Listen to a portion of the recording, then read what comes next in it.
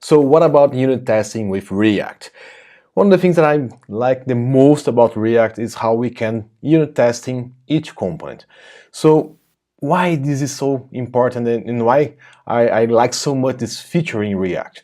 Because we don't need to render the component itself. We can just rely on how the structure is built inside the memory. So that representation of that tree structure like this kind of thing here, this JSX in memory, is the most important thing to us. So let's create something here so we can kind of try these things, and probably will be easier to understand this kind of thing. So for example, let's say we have a component here called hello, and we need to import React from React. I'm going to create as a functional stateless component, so probably we have props here, and we just need to return. And for example, let's say we have, for some reason here, we need to render a list of items here. So one of the things that we can do, for example, if items.length bigger than greater than 0, so we need to return items.map, and for example, no, let's say just for the sake of this video, let's just say items, total items, and items.length, just to be simpler. And if we are not greater than 0, we can just return a p, no items, just this. So basically what we need to do here, we are exporting hello. So I want to test this component. So how can I test this component? And this is the most important thing to us. We don't need to rely on rendering things on the screen. So for example, if we're testing a component here, we don't need to have the real DOM, because we need to test just the component itself. So to us, the most important thing here is to know if items has length greater than 0, we have this kind of thing here rendered, or if it's 0, for example, no items, just this. So let's create another file here, and the name of this file will be reload.test.js, and here we are going to use React Test renderer, so we can use this to test our components. If we take a look here inside app.js, we are just rendering using React DOM. This is something that I don't like for unit testing, because we can rely just on the virtual structure. Here we are rendering using JS DOM, but we can do this, or it's up to us define this if we are going to render through some structure like a DOM, or we can just rely on the virtual DOM, so the structure that we can create on the screen, on the memory. So basically we can just, it should render without exploding. Every time we can see some tests like this, so the component should render without exploding. One thing that we need to do, we need to import hello from hello, and probably we need to render it here. Let's just see if it's if we can render here. So we are in test, so to test passed, okay, so let's quit. Okay, so we need to a way here of rendering our component to see if we get the right results. So basically we have some renders from React. So we can yarn add React test render. We can use enzyme as well, so we can define or use the React test render or using enzyme. But let's use React test render here for the sake of this video. So basically what we are going to do, we are going to import our renderer, and it's called shallow renderer. So why we are going to use shallow? So shallow is nice because of it's slightly different from rendering the entire component, because we just render one level. So for example, if we're rendering our hello component here, and for some reason I'm returning the app component here,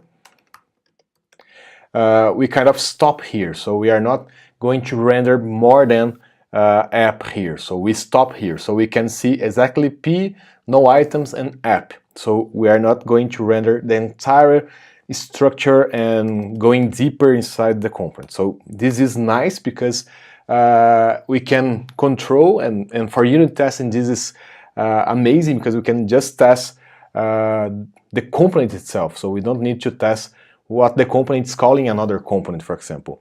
So basically here we need to create a renderer. So new shallow renderer. And for example, we can use renderer to render our hello component. This is nice, and I can pass items equals empty. So I'm passing just an empty array. And for example, I can get result from renderer.get render output, and we can see this. It's pretty amazing. Let's try this. So let's just, for some reason, yarn test. React is not defined. Just import React from React. Why we need this? Because we are using JSX here, so I need to import React. So we have some nice view about this. So for example, we have here props.children, no items. So I can check this for checking if we have exactly what we need. So for example, I can check result.props.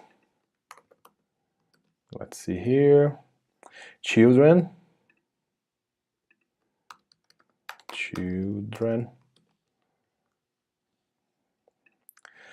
So no items. So what we need to do here, expect this guy here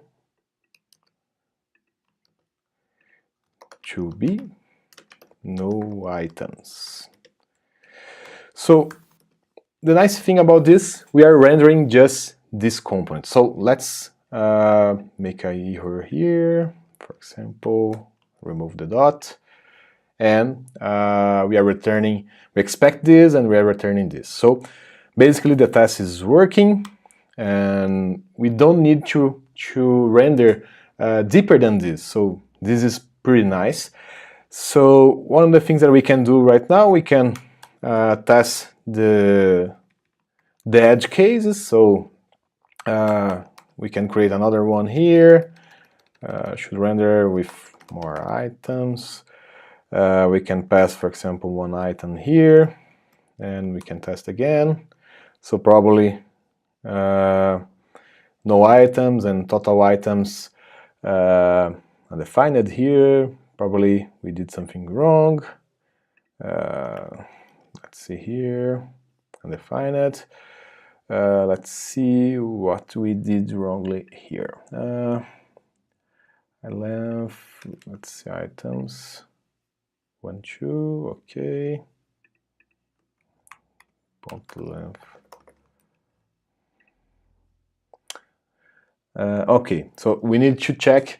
It's because we are returning the component itself, so we need to check if this is total items and the number 2 there. So basically, because we have 2 children, so that's why we need to check both here. So basically we need to check if 0 is total items,